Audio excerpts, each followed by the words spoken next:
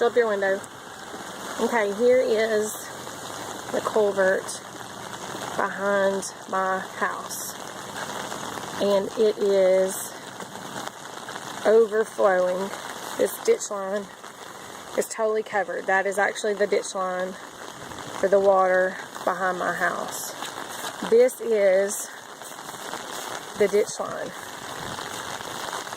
for my house. This is not my house. It's the beginning of the subdivision.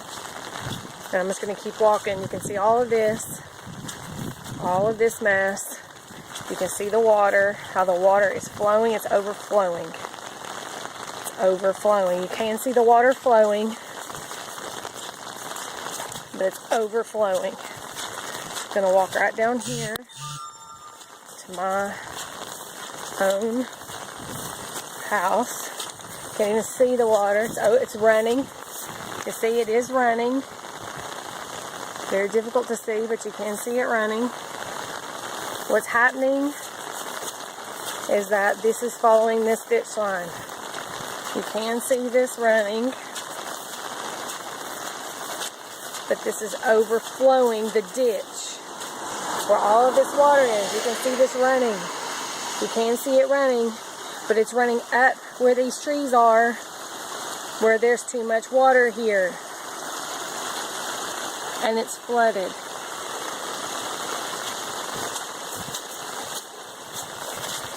Gonna keep walking, following this path all the way up.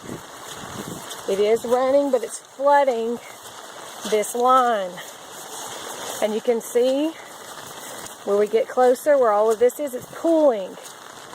And it's running out. And this is where my property starts, right here. You can see where this pools. See how it's pooling right there? The water is being obtruded.